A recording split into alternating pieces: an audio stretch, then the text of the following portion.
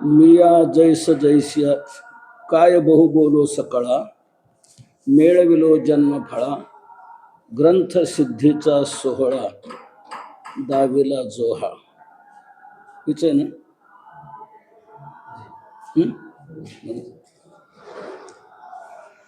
अनंत कोटी ब्रह्मांड नायक दयाघन करुणाघन भक्तकाम कल्पद्रुम भगवान श्री कृष्ण अर्जुनाला जो दिव्य बोध देतायत त्याच्यातून अर्जुनाने आपलं उत्तर दिलं की माझा मोह नष्ट झाला. तिथे तो संवाद संपला. त्यानंतर धृतराष्ट्राचा आणि संजयाचा संवाद, त्यातून संजयाने पूर्णोद्गार काढला की जिकडे योगेश्वर कृष्ण आहे, धनुर्धर पार्थ आहे, तिकडेच विजय, स्त्री, श्री, वैभव सर्व काय आहे. म्हणून संजयाने आपलं उत्तर दिलं. तो दुसरा संवाद संपला. आता तिसरा संवाद ज्ञानेश्वरीतला श्रीगुरु निवृत्तीनाथादी श्रोते आणि ज्ञानोबा. तर ज्ञानोबा यांनी या प्रकारे श्रीगुरूंनी आपल्याकडून जे घडवून घेतलं ते कसं विशेष आहे, ज्ञानोबा म्हणतात त्याबाबत काय सांगावं. हे सामान्य नाही. ज्ञानदेव म्हणे ठेकुरे तैसे हे नव्हे. तुम्ही सज्जनांनी जे केलेलं आहे ते सामान्य नाही. काय बहु बोलो सकळा मेळविलो जन्म फळा ग्रंथ सिद्धीचा सोहळा दाविला जोहा. जो हा ग्रंथ सिद्धीचा सोहळा दाविला, जो हा या ग्रंथ सिद्धीचा सोहळा तुम्ही मला दाखवला. गीता हा ग्रंथ आणि त्या ग्रंथावर निरूपण करण्याची श्रीगुरूंनी तुम्ही जी मला आज्ञा दिली, तुमच्या आज्ञेने, तुमच्या कृपेने तो ग्रंथ सिद्धीला गेला आणि ग्रंथसिद्धीचा हा सोहळा जो दाखवला, यातून मला एक वाटतं सकळा जन्म फळा मेळविलो. बहु काय बोलू, काय फार बोलायचं या दृष्टीने. आजपर्यंत जे जन्म घेतले ते सकळा जन्म फळा मेळविलो. सर्व जन्माचं फळ आज मला प्राप्त झालेलं आहे. हे तुम्ही सर्व घडवलेलं आहे. या प्रकारे निवृत्तीनाथांजी श्रोत्यांसमोर ज्ञानोबा हे प्रगट करतायत. सर्व जन्माचं फळ मला मिळालं. जन्म मिळाला पण तो सफल झाला पाहिजे. जन्म मिळून काही त्याच्या सफलतेची वाटचाल करतच नाही. जन्म हा खरा भगवंताने जो दिलेला आहे तो त्याच्या दर्शन करता, प्राप्ती करता, सफलते करता दिलेला आहे. पण त्या सफलतेकडे वाटचाल मानव करत नाहीत. ज्या करता आपल्याला जन्म दिलेला आहे आपण त्या दृष्टीने काय करायला पाहिजे ही जाणीव होत नाही राहत. सातत्याने परमार्थात असूनही 4-4 वर्ष काढूनही नवे 50-50 वर्ष आयुष्यभर कीर्तन करूनही आपल्याला हा जन्म कशा करता मिळालेला आहे, आपण याचं काय केलं पाहिजे, या जन्माचं फळ खरं काय, जन्माची सफलता कशात आहे हे लक्षात येत नाही. आणि नको ते करण्यात जन्म वायाला जातो. जन्म गमावून आपण बसतो. त्या जन्माचं खरं फल आपण मिळवत नाही. आणि ज्ञानोबा म्हणतात मला या दृष्टीने खूप आनंद होतो आहे. खूप मला जो हा जन्म मिळाला, नवे नवे अनेक जन्म जे आजपर्यंत घेतले त्या सर्व जन्माचं फळ आज मला मिळालेले आहे. काय बहु बोलो सकळा मिळविलो जन्मफळा. जन्मफळा मिळविलो का? ग्रंथ सिद्धीचा सोहळा दाविला जो हा ग्रंथ सिद्धीचा सोहळा दाविला, जो तुम्ही मला ग्रंथ सिद्धीचा सोहळा दाखवलेला आहे. तुम्ही माझ्याकडून हा ग्रंथ सिद्धीला नेलेला आहे, हे घडवलेलं आहे. मिया जैस जैसिया आशा केला तुमचा भरवसा, ते पुरवणी जी बहुवसा आणलो सुखा. मी जशा जशा आशेने तुमचा भरवसा केला, तो माझा भरवसा तो तुम्ही पूर्ण केला आणि जी बहुवसा सुखा आणलो, खूप सुखाला मला प्राप्त करून दिले. फार सुखापर्यंत तुम्ही मला आणलेलं आहे. माझी जशी जशी अपेक्षा होती त्या सर्व आशा पूर्ण करून ती मला या फार सुखापर्यंत तुम्ही आणले, बहुवसा सुखा आणलो. आणि माझ्याकरता तुम्ही जे केलं, मज लागी ग्रंथाची स्वामी, दुजी सृष्टी जे हे केले तुम्ही, ते पाहून हसो आम्ही विश्वामित्राने. तुम्ही माझ्याकडून हा ग्रंथ सिद्धीला नेला. म्हणजे पहिला गीता ग्रंथ आहे, पण माझ्याकडून तुम्ही ही प्रति त्या गीतेचं रूपांतर केलं, म्हणजे भाषांतर घडवलं. म्हणजे गीतेचा हा जन्म झाला, गीतेचा दुसरा हा जन्म झाला. ही दुसरी सृष्टी तुम्ही निर्माण केली. माझ्याकडून ही दुसरी सृष्टी तुम्ही निर्माण केलेली आहे. पण ही दुसरी सृष्टी केलेली ही अशी व्यर्थ आहे, वाया जाणारी अशी नाही तुम्ही केली. तुम्ही अतिशय श्रेष्ठ उच्च दर्जाची अशी केली आहे, फार अतिशय श्रेष्ठ दर्जाची अशी केलेली आहे. दुसरी सृष्टी पुष्कळ झालेल्या आहेत, पुनरुज्जीवन पुष्कळ जणांनी केलेलं आहे, पण ते सिद्धीला गेलं, ते चांगल्या शाश्वत स्थितीला गेलं असं मात्र जाणवत नाही. पण तुम्ही जी प्रतिसृष्टी निर्माण केली हा ग्रंथ सिद्धीला नेण्यातून, मज लागी ग्रंथाची स्वामी, दुजी सृष्टी जे हे केली तुम्ही स्वामी, माझ्याकरता ग्रंथाची ही जी दुसरी सृष्टी तुम्ही निर्माण केली. पहिला तो गीता ग्रंथ आणि त्याची गीता अलंकार नाम ज्ञानेश्वरी, ही दुसरी सृष्टी आहे. दुसरी सृष्टी तुम्ही निर्माण केली, पण ही तुम्ही जी सृष्टी निर्माण केली ही हास्यास्पद नाही, सुखास्पद आहे.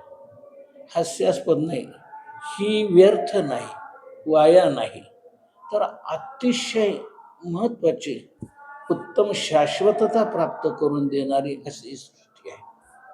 दुसरी सृष्टी केलेली आहेत, पण त्यांच्यातून ही शाश्वतता मात्र नाही.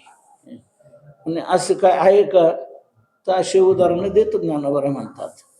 तर ज्ञानोबारायांनी 4 उदाहरणं दिली, 4 दृष्टांत देऊन ही जी दुजी सृष्टी ज्यांनी ज्यांनी केली त्यांच्यापेक्षा ही श्रीगुरूंनी निवृत्तीनं तुम्ही माझ्याकडून ही जी दुसरी सृष्टी घडवली ही कशी विशेष आहे.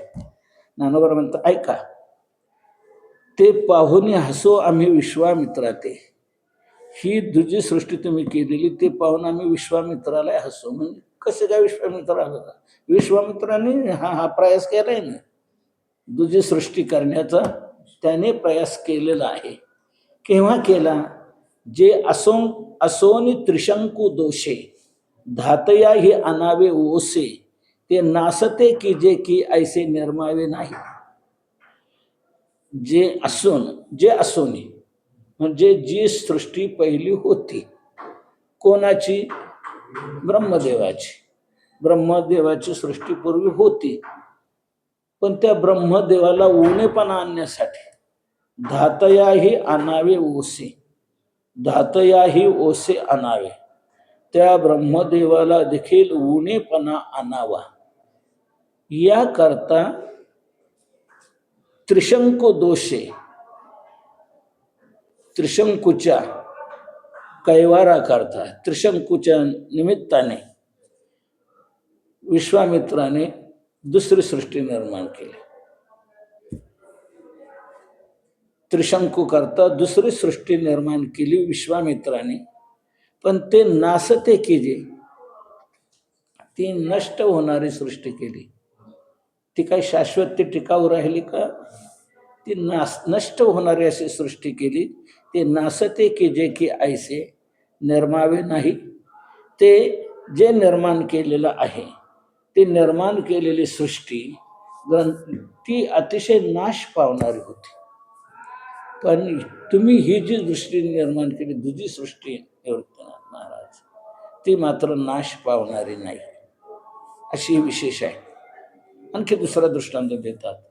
शंभू उपमन्यूचे निमोहे क्षीरसागरही केला आहे, येथ तोही उपमे नोहे जे विषगर्भ की.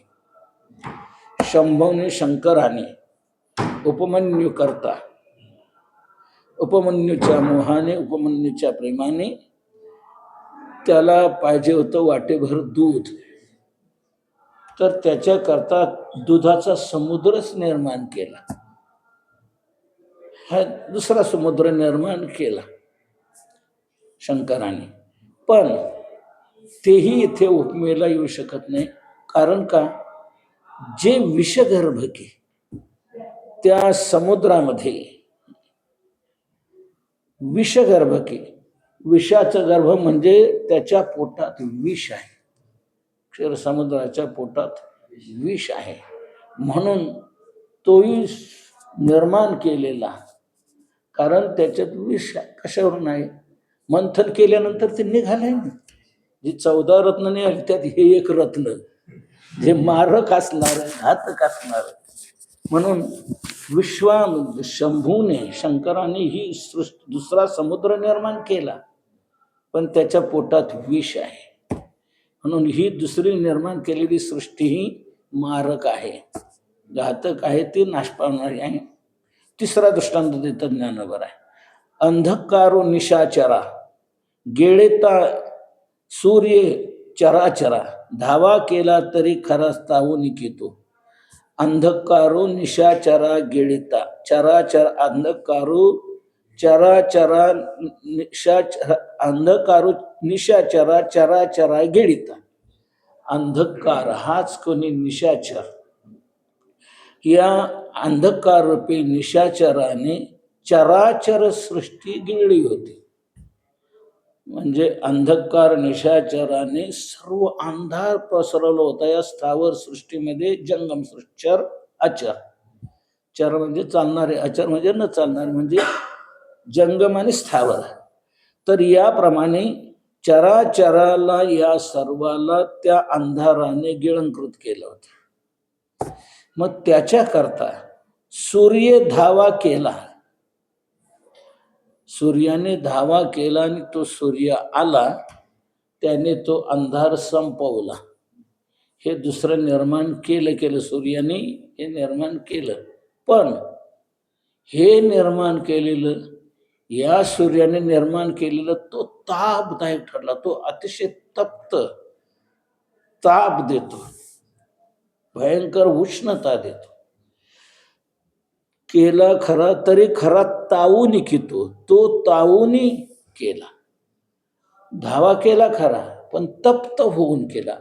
त्यामुळे पहिली अंधाराची पीडा होती, आता दुसरी ही पीडा तापाची झालेली आहे.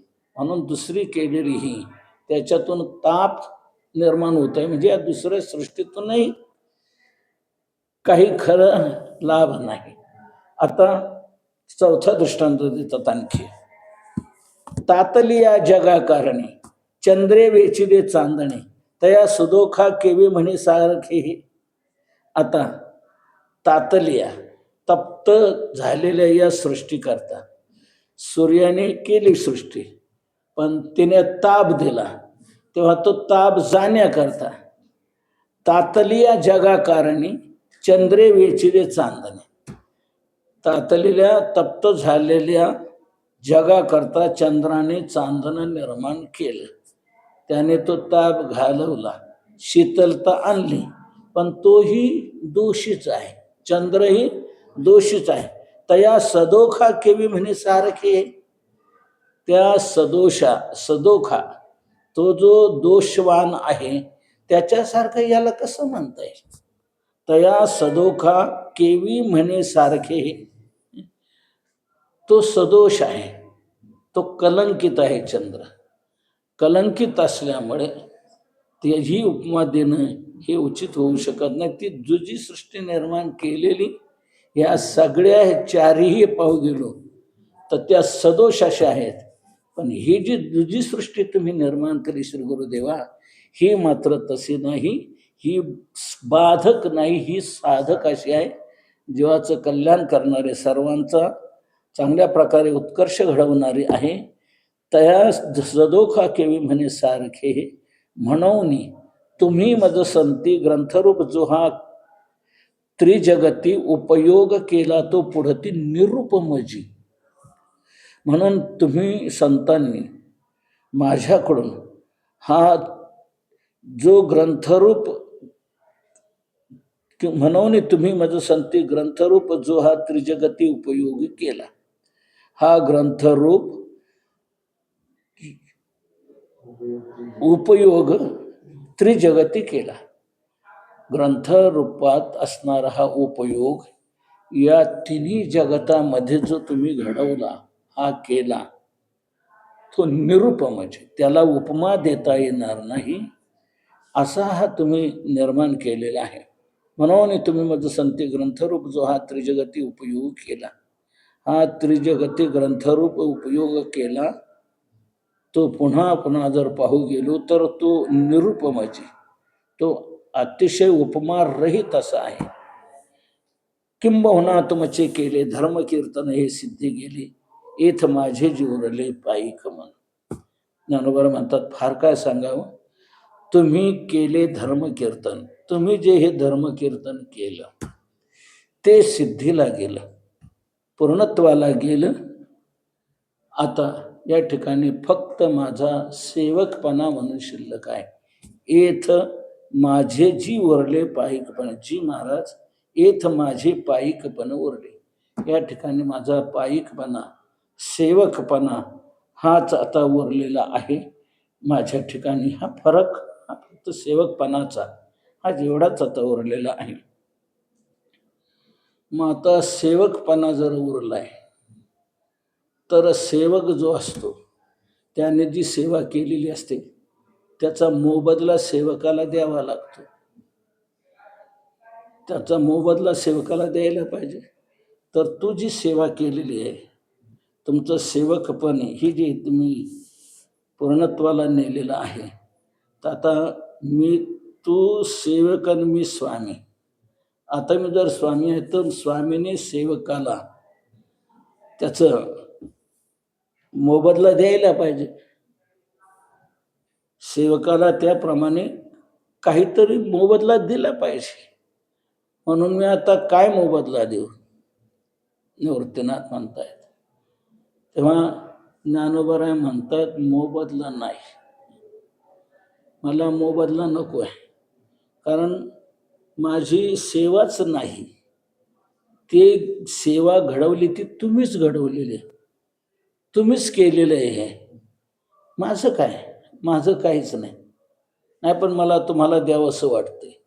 मग द्यावंसं वाटतंय तर मग मला तुम्ही दान द्या. दान त्याला म्हणतात जे मोबदला नसतो, मोबदल्या विना जे दिलं जातं त्याला म्हणतात दान. तुका म्हणे दान सेवा घेतल्या वाचून, सेवा घेतल्या वाचून जे दिलं जातं त्याला दान म्हणतात. आणि जे सेवा करून घेतलं जातं त्याला वेतन म्हटलं जातं. चाकरी वाचून खाणे अनुचित वेतन, चाकरी करून जे खायचं त्याला म्हणतात वेतन, आणि काही न करता जे दिलं जातं त्याला म्हणतात दान. तेव्हा तुम्ही मला द्यायचे तर मोबदला मला नको आहे, मला दान पाहिजे. तुमच्याकडून मला दान पाहिजे. मी काहीच केलेलं नाही, तुम्ही घेण्याचा अधिकार काय मला. दान घेता येत असतं, दान स्वीकारलं जातं, म्हणून दान मी घेऊ शकतो, काय हरकत नाही, दान माग. मग तेव्हा ज्ञानोबा म्हणतात मी आता तुम्हाला दान मागतो. आता विश्वात्मके देवे येणे वाघ यज्ञे तोषावे, तोषो निमज द्यावे पसाय दान आहे. आता विश्वात्मक देव जे श्री गुरु निवृंदनाथ आपण या वाघ यज्ञाने संतुष्ट व्हावं आपण, आणि संतुष्ट होऊन मला ही पसाय दान द्या. मला हा प्रसाद, हा दान म्हणून तुम्ही द्या. आता तुम्ही सेवा जर म्हणताय, तुम्ही जर करून घेतलेलं आहे आणि तुम्हाला काय द्यावं वाटते तर मला दान द्या. मग काय पसाय दान द्यायचं तुम्हाला? तर ज्ञानोबारायांनी दानाची जी मागणी केली आहे तर 12 दानं मागितलीत. 12 प्रकारचे दान मागितलेले आहेत. त्यापैकी पहिल्या ओळीत 3 दान मागतात. जे खळाची व्यंकटी सांडो, तया सत्कर्मी रती वाढो, भूता परस्परे पडो मैत्र जीवाची. पहिली मागणी, जे खळाची व्यंकटी सांडो. खळ जे आहेत, दुष्ट जे आहेत, त्या दुष्टांच्या ठिकाणी जो कुटिलपणा आहे, व्यंकटी म्हणजे कुटिलपणा, त्यांच्या ठिकाणी कुटिलपणा जो आहे तो त्यांनी टाकला जावा, तो कुटिलपणा त्यांचा नाहीसा व्हावा. ही पहिली मागणी. ज्ञानोबरायांना पहिली आठवण झाली खळांची. खळांनी फार पीडा दिलेली होती ज्ञानोबरायांना. त्यामुळे संत जनांना दिलेली पीडा ही देवाला सहन होत नाही. म्हणून देव एखाद्या वेळेला त्यांना भयानक शिक्षा देतो, भयानक नरक भोगायला लावतो. म्हणून ज्ञानोबरांना असं वाटू लागलं, ज्या खळांनी आपल्याला पिडलेले, अनेक संतांना पिडलेले, अनेक जगाला पिडलेलं आहे, भगवान त्यांच्यावर चिडून त्यांना कुठं नेऊन घालेन, काय करीन जाईन, तर त्यांचा पहिला उद्धार झाला पाहिजे. म्हणून त्यांचा कुटिलपणा गेला पाहिजे. म्हणजे ते पुढे असं वाईट काही करणार नाही. ते वाईट नाहीत, त्यांची बुद्धी वाईट आहे, विचार वाईट आहे. त्यांच्या ठिकाणी कुटिलपणा जो आहे तो त्यांचा नाहीसा व्हावा, ही पहिली मागणी केली. आणि तो नाहीसा झाल्यानंतर वाईट गेलं. काही माणसं म्हणतात आता आपलं काय नाही, आपलं निवांत राहायचं. तर वाईटपणा गेला, एवढ्याच जीवनाची सफलता नाही, तर चांगलं घडलं पाहिजे, ही पुढे खरी सफलता आहे. म्हणून त्यांचा कुटिलपणा जावा आणि तया सत्कर्मी रती वाढो. त्यांच्याच ठिकाणी सत्कर्माविषयी आवड वाढली पाहिजे. आवड निर्माण व्हावी. झाली थोडीशी, फक्त वर्षातून एकदा वारीला येण्याची. बारी पावणे 11.25 महिने काही नाही, ती आवड वाढत राहिली पाहिजे. तया सत्कर्मी रती वाढो. सत्कर्माच्या ठिकाणी आवड ही वाढत राहावी, वाढती जावी, ती कमी होणे. ही दुसरी मागणी, दुसरं दान मागितलं. तिसरं, भूता परस्परे पडो मैत्र जीवांचे. भूता जीवांचे परस्परे मैत्र घडो. भूतांमध्ये जीवांविषयीचं, परस्परांविषयीची मैत्री निर्माण व्हावी. सर्व जीव जे आहेत एकमेकावर कड खाऊ नये. तुझं पाहतोस कसं काय, हा म्हणतो त्याचं तुझं पाहतो. एकमेकाविषयी जिव्हाळा नाही, एकमेकाविषयी प्रेम नाही, आणि ते प्रेम नसल्यामुळे एकमेकावर घातकपणा हा सर्व प्रयोगात आणला जातो. सर्वांचं वाईट होत राहतं. देवा तिसरं हे एक तुम्ही करा, सर्व भूतांच्या ठिकाणी परस्परांमध्ये मैत्री निर्माण व्हावी, प्रेम निर्माण व्हावं. भूता परस्परे पडो मैत्र जीवांची. तिसरी मागणी, दुरिताचे तिमिर जावो, विश्व स्वधर्म सूर्य पाहो, जो जे वांछिल तो ते लाहो प्राणिजात. यातही 3 मागण्या केल्या ज्ञानोबरायांनी. दुरिताचे तिमिर जावो. दुरित म्हणजे पाप. तत्व पापाचं जे तिमिर म्हणजे अंधार आहे. पापाचा अंधार जो आहे, पापाच्या अंधारात सर्व जीव वावरत आहेत, त्या अंधारात. आणि त्या अंधारात आपण काय करतो, ह्या अंधारात आपल्यालाही कळत नाही. त्यामुळे पापात हे जीव वावरतात, त्यामुळे त्यांना काय सुचतही नाही, काय करत नाही. तो त्यांचा अंधार गेला पाहिजे. ही चौथी मागणी. पापाचा अंधार जावा आणि विश्व स्वधर्म सूर्य पाहो. विश्वामध्ये स्वधर्मपी सूर्याचा उदय व्हावा. सर्व विश्व जे पापाच्या अंधारात आहे, हा पापाचा अंधार त्यांचा जावा आणि स्वधर्मरूपी सूर्याचा यांच्या जीवनात उदय व्हावा. ही 5वी मागणी. आणि जो जे वांछेल तो ते लाभो प्राणिजात. आणि 6वी मागणी ही केली की या विश्वामध्ये जे जे चराचर सर्व जीव आहेत त्या प्रत्येकाला जी जी काही इच्छा आहे ती ती इच्छा त्यांची पूर्ण व्हावी. जो जे वांछेल तो ते लाहो प्राणिजात. प्राणिजात म्हणजे सर्व प्राणी, संपूर्ण जीव, सर्व प्राणी मात्र जे जे आहेत ते जो जो जे वांछेल, जो जी इच्छा करेल तो ते लाहो, ती त्यांच्या इच्छेप्रमाणे त्यांना प्राप्त व्हावं. ही 6वी मागणी केली ज्ञानोबांनी. पुढे 7वी मागणी करतायत. वर्षत सकळ मंगळी ईश्वरनिष्ठांची मांदियाळी अनवरत भूमंडळी भेटतू भूता. सर्व मंगळी वर्षत, सर्व प्रकारच्या कल्याणाचा वर्षाव करणारे ईश्वरनिष्ठ जे आहेत. वर्षत सकळ मंगळी ईश्वरनिष्ठांचे मांदियाळी, ईश्वरनिष्ठांचे समुदाय सर्व मंगळाचा वर्षाव करत करत भूमंडळी भूता अनवरत भेटत. या भूमंडळावर सर्व भूतांना, सर्व प्राणीमात्रांना अनवरत भेटतो. अनवरत म्हणजे सतत, अखंड, मध्ये खंड पडता कामाने सतत ते भेटत जावेत. ही 7वी मागणी ज्ञानोबरायांनी केली. आता 8वी मागणी करतायत. चला कल्पतरूचे अरव, चेतना चिंतामणीचे गाव, बोलते जे अर्णव पियुषाचे, चंद्रमे जे अलांछन, मार्तंड जे तापहीन, ते सर्वाही सदा सज्जन सोयरे होतो. या 2 ओवीतून 8वी मागणी. जे ईश्वरनिष्ठांची मांदियाळी भूतांना सतत भेटो. आता ज्ञानोबांना पुन्हा एक वाटू लागलं, ईश्वरनिष्ठ मंडळी. 2 शंका आल्या ज्ञानोबांना. पहिले ईश्वरनिष्ठ जे असतील ते लबाड नकोत, म्हणजे ते आपल्यापेक्षा डुप्लिकेट नकोत. ते ईश्वरनिष्ठ म्हणजे खरोखरच ईश्वराविषयीच निष्ठ असणारे, ईश्वराशीच निष्ठ असणारे असं असावेत. अन्यत्र निष्ठा असलेले नकोत, निष्ठानिष्ठी नको.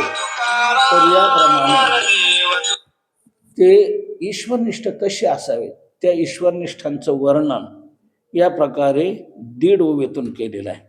ते ईश्वरनिष्ठ कसे असावेत? कल्पतरूंचे आरव, चेतना चिंतामणीचे गाव, बोलते जे अर्णव पियुषाचे, चंद्रमे जे अलांछन, मार्तंड जे तापहीन, ते चालणाऱ्या कल्पतरूंचे बगीचे पाहिजेत. चालणारा कल्पतरू त्याचे बगीचे असावेत. चेतन असणाऱ्या चिंतामणीचं ते गाव असावं. चिंतामणी आहे, कल्पतरू आहेत पण चालते नाहीत, ते स्थिर आहेत, एकाच ठिकाणी आहेत स्वर्गामध्ये, तिथेच आहेत. ते चालते असावेत, कारण जिकडं गरज पडेल तिकडं ते गेले पाहिजे. तिकडे कल्पना करणारे आहेत ना, त्यांच्याही कल्पना पूर्ण व्हायला पाहिजे, म्हणून ते कल्पतरू चालते असावेत, स्थिर नको. तसंच चिंतामणीची गावं आहेत पण ती जड आहेत, तर ते चेतन असावेत. चेतन चिंतामणीचे गाव असावेत. आणि बोलते जे अर्णव पियुषाचे, पियुषाचे बोलते अर्णव असावेत. अमृताचे सागर समुद्र ते बोलते असावेत. न बोलत्यापासून काही मिळू शकत नाही, बोलत्यापासून मिळू शकतं, म्हणून असे अमृताचे बोलते समुद्र असावेत. चंद्रमे जे अलांछन, चंद्र जो आहे तो कलंकवान आहे, पण हे कलंक रहित असे असावेत. तसंच हे सूर्य आहेत पण ते तापदायक आहेत, ते तापदायक नसावेत. मार्तंड जे तापहीन, म्हणून चालणाऱ्या कल्पतरूंचे बगीचे, सजीव चिंतामणीचं गाव, अमृताचे बोलणारे सागर, कलंक रहित चंद्र आणि उष्णता रहित सूर्य आहेत ते सज्जन. असे ते सज्जन, ते सर्वाही सदा सोयरे होतो, ते सर्वांना सतत आवडते वागते. या मागणीतून कोणी म्हणालो ईश्वरनिष्ठ मंडळी त्यांच्याकडे गेले की भेटायला, मग काय आहे ही पुन्हा दुसरी मागणी कशाला?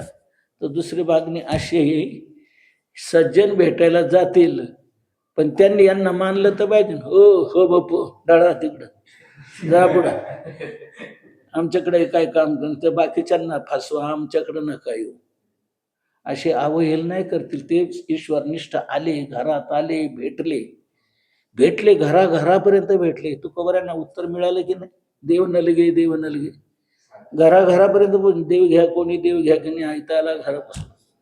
पण त्यांना जर मागणारे कोणीच नाही. जो गुरु भक्ताचे नावे वाराही टेकोनी दिशिवे, वाराही लागू देत नाही. ते गेले पण यांनी वारा नाही लागू दिला तर उपयोग काय? म्हणून ज्ञानोबारांनी पुढची मागणी केली. एक तर तेही लबाड नसावेत भेटणारे, उकळणारे नसावेत, घातक नसावेत, ते चांगले असे असावेत. आणि ते आल्यानंतर त्यांच्याबद्दल यांची प्रेम निर्माण व्हायला पाहिजे. सर्वाही सदा सज्जन सोयरे होतेस, ते सर्वाही सोयरे होतो, ते सर्वांना आवडते व्हावेत. ते ज्यांना ज्यांना त्या सर्व जनतेला ते आवडते व्हावेत. ही पुढची मागणी 8वी. 9वी मागणी करता, किंबहुना सर्व सुखी पूर्ण होनी तीही लोकी, भजजो आदिपुरुषी अखंडित. या ओवीत 2 मागण्या आहेत. किंबहुना सर्व सुखी पूर्ण होनी तीही लोकी, फार काय सांगावं, तीही लोकी सर्व सुखी पूर्ण होऊनी, तिन्ही लोक सर्व सुखाने पूर्ण व्हावेत. तिन्ही लोक म्हटले आणि पुन्हा त्यांना सर्व सुख मिळावेत, असे पूर्णता त्यांना यावी. ही 9वी मागणी. आणि 10वी मागणी, भजजो आदि पुरुषी अखंडित. सर्व सुखाने ते पूर्ण झाले, पण ते जर भक्तीला वंचित असतील तर तेही उपयोगाचं नाही. तर त्यांनीही सर्व सुखाने परिपूर्ण होऊन पुन्हा आदिपुरुषाचं अखंड भजन करत राहा. म्हणजे याचा अर्थ ज्ञानोत्तर प्रेम भक्तीमध्ये त्यांनी यावं. ज्ञानाने त्याची प्राप्ती करून दिली, त्यानंतरच सर्व सुखाने ते परिपूर्ण झाले. सर्व सुखाने परिपूर्ण केव्हा होईल? त्या ज्ञानातूनच होईल. नाहीतर ज्ञानात पूर्ण जीवन नाही. पूर्ण होतील पण ते जर भक्तीला वंचित असतील तर नको. त्यांच्याकडूनही अखंड अशी आदिपुरुषांची भक्ती घडत राहावी. ही 10वी मागणी, भजजो आदिपुरुषी अखंडित. आणखी 2 मागण्या पुढच्या ओळीत करतात. आणि ग्रंथोपजीवे विशेषी डोकिये, दृष्टादृष्ट विजय व्हावेजी. आणि महाराज, ये लोकी विशेषी ग्रंथोपजीये, आणि या लोकामध्ये, या मृत्यू लोकात विशेष करून ग्रंथोपजीवी, ग्रंथ हेच जीवन त्यांना अत्यंत प्रिय व्हायला पाहिजे. ग्रंथ हेच त्यांचं आपलं जीवन त्यांना वाटलं पाहिजे, हे प्रिय व्हायला पाहिजे. ग्रंथ प्रिय का व्हायला पाहिजेत? प्रिय जीवनाची सफलता, सार्थकता होण्याकरता पुढे त्यांना मार्गदर्शन काय? मार्गदर्शन या ग्रंथ रूपाने. ज्ञानोबाराय समाधिस्थ आहेत, पण जगाला उपयोग होण्यासाठी ज्ञानेश्वरीच्या रूपाने ज्ञानोबाराय आहेत. ज्ञानेश्वरीचं आपण वाचन, चिंतन, पठण केलं तर आपल्याला दिशा प्रत्यक्ष मिळू शकेल. म्हणून ग्रंथाची जर आवड नसली तर तेच राहते ते. म्हणून त्यांची ग्रंथाविषयीची आवड राहावी, अत्यंत प्रिय व्हावं. ग्रंथ हेच त्यांना आपलं जीवन वाटून अत्यंत प्रिय होऊन राहिलं असेल. म्हणून याप्रमाणे ही 11वी मागणी. आणि दृष्टादृष्ट विजयी व्हावेजी. आणि दृष्टादृष्ट विजयी व्हावे. दृष्ट आणि अदृष्ट यह लोकाचे जे भोग आहेत ते दृष्ट भोग आहेत आणि परलोकातले जे भोग आहेत ते अदृष्ट आहेत. म्हणून दृष्टादृष्ट विजयी व्हावे. दृष्ट इहलोकातील भोगाच्या बाबतीत आणि परलोकातील भोगाच्या बाबतीत त्यांना विजयी व्हावं. त्यांनी इहलोकीच्या परलोकीच्या भोगांवर विजयी व्हावं. नाहीतर भोगाकडे गेलं की पुन्हा पतनाची स्थिती असते. हे भोग दृष्ट भोग आणि अदृष्ट भोग यांच्या आहारी जाता कामा नये जीव सर्व. त्यांच्यावर विजय मिळवला पाहिजे.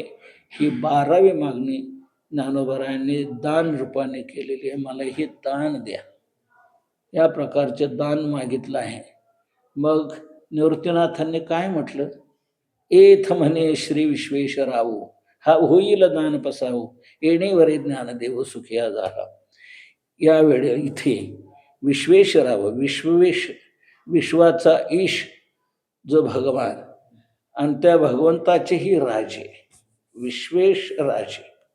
विश्वेशाचेही राजे असणारे निवृत्तीनाथ महाराज ते काय म्हटले? हा दान पसावो होईल. हे दान प्रसाद जो तुम्ही मागितला ना, हा होईल. तुमच्या ह्या सर्व अपेक्षा पूर्ण होतील असं वर निवृत्तीनाथांनी दिला. मग येणेवरे ज्ञानदेव सुखिया झाला. या वराने ज्ञानोबराय हे सुखी झालेले आहेत. ऐसे याप्रमाणे ज्ञानोबरायांना खूप आनंद झाला. आपण जे दान मागितलं आणि निवृत्तीनाथांनी तात्काळ त्याला होईल असं म्हटलं. बस ज्याच्याकरता आलो ते काम आपलं झालं. म्हणून आता हा ग्रंथ जो झाला, हा कधी झाला, कुठं झाला, कसा झाला, आता त्याचं विश्लेषण ज्ञानोबराय पुढच्या वेळेतून करतात. ऐसे युगी परीकडे आणि महाराष्ट्र मंडळी श्री गोदावरीच्या कुली दक्षिणेली. अशा प्रकारे कळीयुगी बरे या कलियुगामध्ये हा ज्ञानेश्वरी ग्रंथ निर्माण झाला. कलियुगामध्ये निर्माण झाला, पण कुठं? तर महाराष्ट्रामध्ये. आणि महाराष्ट्र मंडलात हा ग्रंथ निर्माण झाला. महाराष्ट्रात देखील महाराष्ट्र हे महाराष्ट्र आहे, महा येतो. त्यात कुठं झाला? तर त्यात श्री गोदावरीच्या कुली दक्षिणेली. गोदावरीच्या दक्षिणेली कुली, कुल म्हणजे तीर, गोदावरीच्या दक्षिणेच्या तीरावर, गोदावरीच्या दक्षिणेचा तीर. तर गोदावरीच्या दक्षिणेच्या तीरावर झाले हे. पण गोदावरी तर त्र्यंबकेश्वर पासून ब्रह्मगिरीवर गोदावरी निर्माण झाली. म्हणून त्र्यंबकेश्वरापासून तो राजमहेंद्रपर्यंत गोदावरीचे. महाराष्ट्राचं इतकं हे गोदावरीचं तीर आणि त्याचा दक्षिणेचा भाग आहे. तर या दक्षिणेच्या भागात कुठं नेमकं? तर त्रिभुवन एक पवित्र अनादि पंचकोश क्षेत्र, जेथ जगाचे जीवसूत्र महालया असे. त्रिभुवनामध्ये एकमेव पवित्र असं अनादि स्वरूपाचं पंचक्रोशाचं जे क्षेत्र आहे, जे महालय म्हणून आहे, मोहिनी राज हे जिथे वास्तव्य करतायत अशी जी नगरी आहे, असं गाव जे नेवासा म्हणून आहे, त्या महालयाच्या ठिकाणी जे जगाचे जीवसूत्र, सर्व जगाचं जीवसूत्र असणारं ते महालय आहे. म्हणून त्या मोहिनी राजाच्या या ठिकाणी हा ग्रंथ झालेला आहे. त्यावेळेला राज्य काय कोणाचं होतं? तेथ यदुवंश विलासो, जो सकळ कळा निवासो, न्याया ते पोषी क्षितिषु श्रीरामचंद्र. त्या ठिकाणी यदुवंशाचा विलास असा आणि सकळ कळाचा निवास, सर्व यदुवंशाचा विलास म्हणून आणि सकळ कळाचा, यदुवंशाचा विलास म्हणून सकळ कळांचा निवास, सर्व कला जिथ आहेत असे रामचंद्र क्षितिषु या क्षितीचा ईश म्हणजे राजा रामचंद्र होता आणि तो भलता नव्हता, तो चांगला होता. न्यायाते पोषी, न्यायाचं पोषण करणारा, न्याय्य मार्गाने चालणारा असा तो रामचंद्र नावाचा राजा होता. तेथ महेशान्वय संभूते श्री निवृत्तीनाथ सुते केले ज्ञानदेवे गीते देशी कारलेने. त्या ठिकाणी जिथे येतो हा रामचंद्र नावाचा राजा, त्याच्या राज्यातलं नेवासा हे गाव महालय ज्या ठिकाणी आहे, मोहिनी राजाचं स्थान, तिथे हा ग्रंथ निर्माण झाला. त्या ठिकाणी महेशान्वय संभूते. कोणी केला हा ग्रंथ? तर महेशान्वय संभूते. महेश म्हणजे शंकर, भगवान शंकरापासून निर्माण झालेली जी परंपरा, त्या परंपरेत निवृत्तीनाथ आणि त्या निवृत्तीनाथांचा सुत मुलगा कोण? ज्ञानदेव. त्या ज्ञानदेवाने गीते देशिकार लेणे केले. गीतेवर हे देशिकार लेणे म्हणजे मराठी भाषेचा दागिना हा त्यांनी उभारलेला आहे. तो दागिना अलंकार निर्माण केलेला आहे. पण ही गीता कुठं आली हो? या गीतेवर त्यांनी केलं म्हणता. ही गीता कुठली आली? गीता काय आहे? तर एवम श्री भारताच्या गावी भीष्म नाम प्रसिद्ध परवी कृष्णार्जुनी बरवी गोठी जे केली. तर याप्रमाणे महाभारत नावाचा ग्रंथ, या महाभारत नावाच्या गावामध्ये भीष्म नाम प्रसिद्ध पर्व, भीष्म नावाचं प्रसिद्ध पर्व. महाभारतात 18 पर्व आहेत एकूण 18 पर्व. त्या 18 पर्वामध्ये भीष्म नावाचं एक पर्व आहे. त्या भीष्म पर्वाच्या मध्ये श्रीकृष्णार्जुनी बरवी गोठी जी केली, कृष्णाने आणि अर्जुनाने जी चांगली गोष्ट केली, ज्या त्या दोघांनी जो चांगला संवाद केला, जी गोष्टी केली, तिथे ही गीता म्हणून जन्माला आली. ती जी गोठी बरवी चांगली केली तीच ही गीता. या गीतेत काय असं तर जे उपनिषदांचे सार, सर्व शास्त्रांचे माहेर, परमहंसी सरोवर सेवी जे जे, हे उपनिषदांचं हे सार आहे, सर्व शास्त्रांचं हे माहेर आहे. आणि परमहंसी सरोवर सेवी जे जे, परमहंसाने जे मानस सरोवर सेवन करायचं आहे, मानस सरोवर असं हे आहे. म्हणून ही गीता तये गीतेचा कलशू संपूर्ण अष्टादशू म्हणे निवृत्तीदासो ज्ञानदेव. त्या गीतेचाच कळस म्हणून जो आहे तो हा 18वा अध्याय, हा संपूर्ण 18वा अध्याय, त्याचं विश्लेषण आता हे झालेलं आहे. म्हणे निवृत्तीदासो ज्ञानदेव, निवृत्तीचा दास ज्ञानदेव हा हे म्हणतो आहे. मग आता पुढे काय? पुढे आता एकच अपेक्षा आहे माझी की पुढती पुढती पुढती या ग्रंथ पुण्य संपत्ती सर्व सुखी सर्वभूती संपूर्ण होईजो. तर आता या ग्रंथ पुण्य संपत्ती या ग्रंथापासून जीवाने आपलं जीवन मानून जी पुण्य संपत्ती ती मिळवावी आणि त्या पुण्य संपत्तीने सर्व प्राणी मात्र सर्व भूती सर्व सुखी पुढती पुढती पुढती संपूर्ण होईल. सर्व प्राणी मात्रांनी सर्व सुखाने उत्तरोत्तर पुढं पुढं पुढे पुढे संपूर्ण व्हावं, सर्व सुखाने संपूर्ण व्हावं, हीच अपेक्षा व्यक्त करून ज्ञानोबारायांनी ही कधी केली तर ती कालावधी देखील ज्ञानोबाराय शेवटच्या वेळी सांगतात. बरं ही लिहिली कोणी? या 2 गोष्टी राहिलेल्या, त्या 2 गोष्टी राहिलेल्या शेवटच्या वेळी सांगतात. शके 1212 उत्तरे ते टीका केली ज्ञानेश्वरे सच्चिदानंद बाबा आदरे लेखक झाला. 1212 या शकामध्ये ज्ञानोबारायांनी ही टीका केलेली आहे.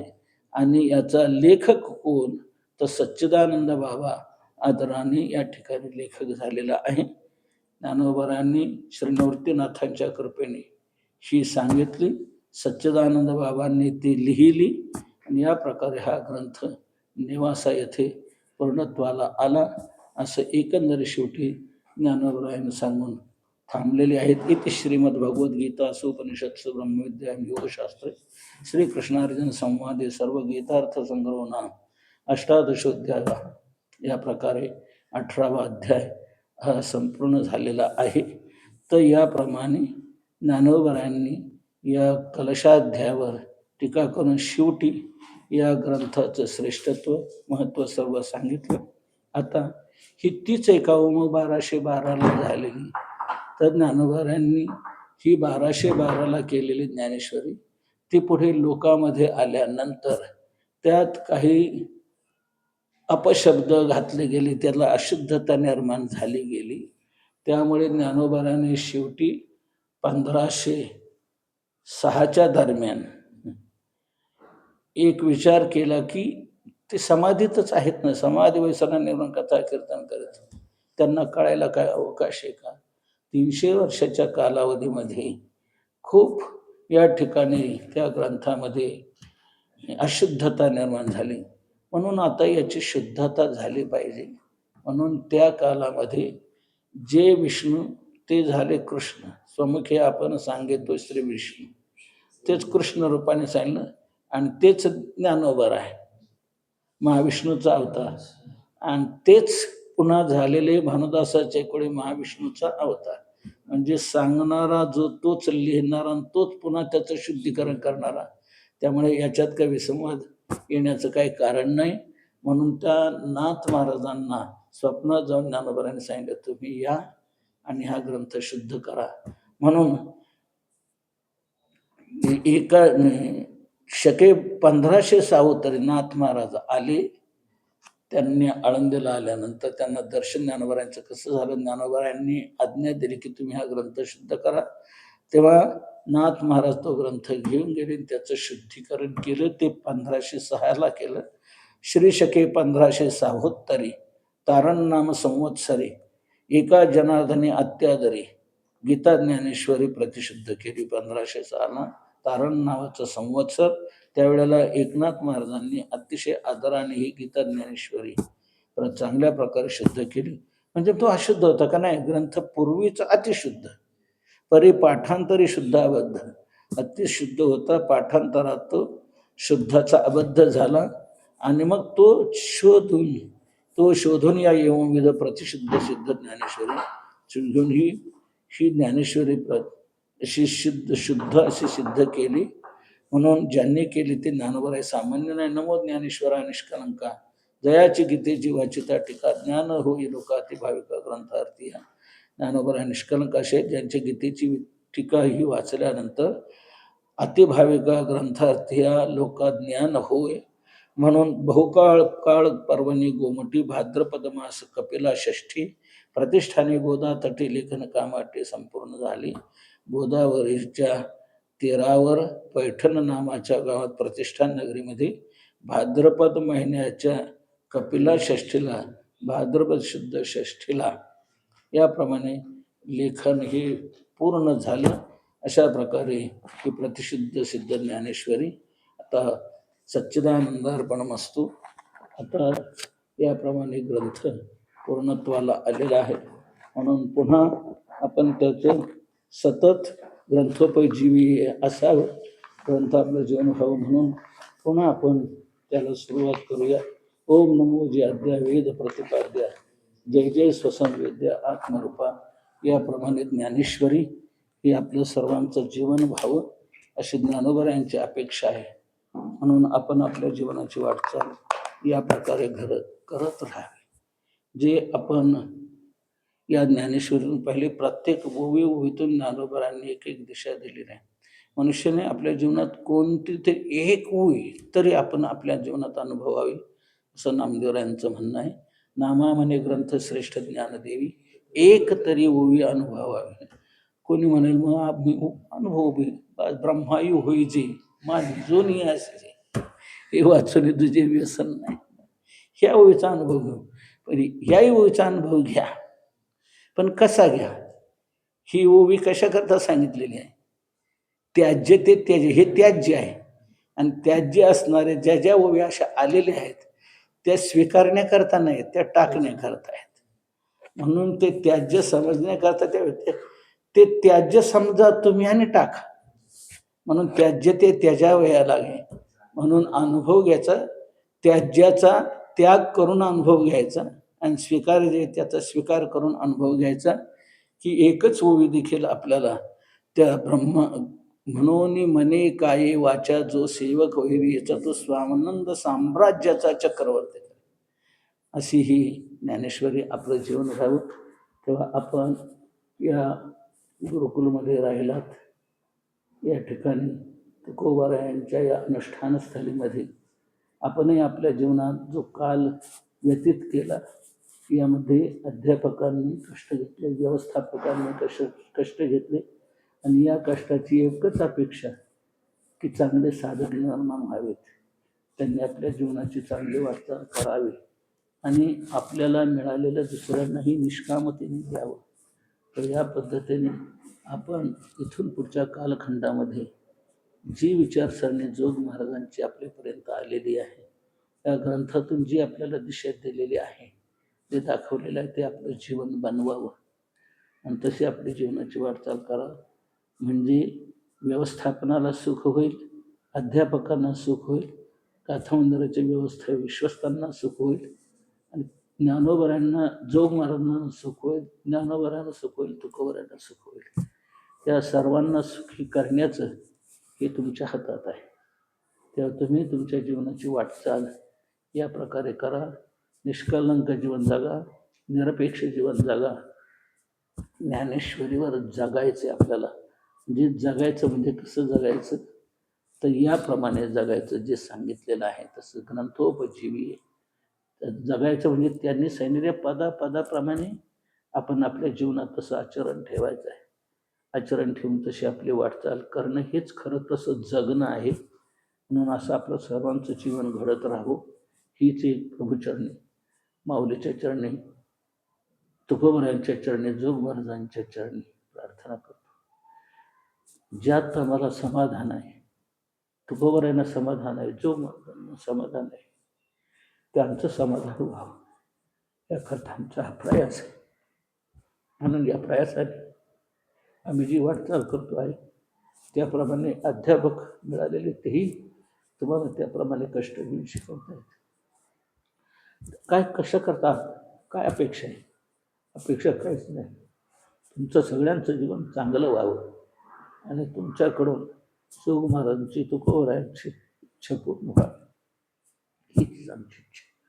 पुंडलिक वरदा हरी विठ्ठल श्री ज्ञानदेव तुकाराम पंढरीनाथ भगवान की, माऊली ज्ञानेश्वर महाराज की, जगद्गुरु तुकाराम महाराज की, सद्गुरु जोग महाराज की जय, सर्व संतांना की. ओम सहना वतु सहनौ भुनक्तु सह वीर्यं करवावहै तेजस्विनावधीतमस्तु मा विद्विषावहै. ओम शांति शांति शांति.